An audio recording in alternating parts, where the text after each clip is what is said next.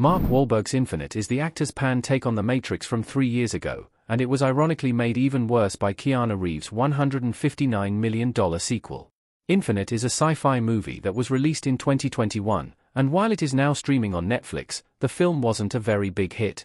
Infinite was unfavorably compared to The Matrix in almost every review, a fact that proves that the Mark Wahlberg movie was doomed from the start. 2021's Infinite is a high-concept sci-fi movie that focuses on the concept of reincarnation, with Mark Wahlberg playing a reincarnated warrior who fights for the believers in an attempt to stop a team of Evilders known as the Nihilists.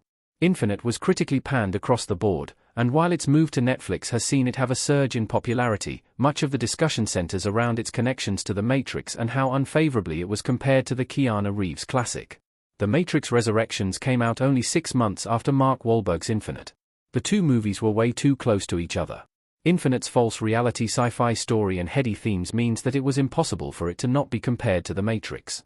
However, making a film so similar to The Matrix in June 2021 was a massive mistake, as The Matrix Resurrections was set to come out only 6 months later. This means that the Mark Wahlberg film was doomed from the start, as any The Matrix fans that could have been interested already had their sights set on the new The Matrix movie in December.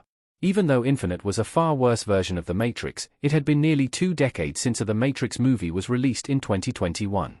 This means that Infinite hypothetically could have pulled some interest from people who were looking for a The Matrix replacement.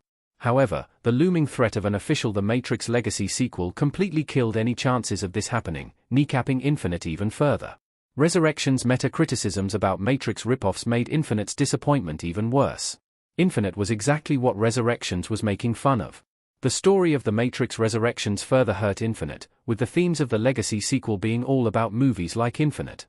The meta-criticisms of Warner Bros. In The Matrix Resurrections were all about the studio rehashing The Matrix's story and attempting to cash in on something that was already successful rather than working on something new. While Infinite wasn't made by Warner Bros., it was a clear rip-off of The Matrix, with the exact thing that The Matrix Resurrections was making fun of occurring 6 months before the film was released.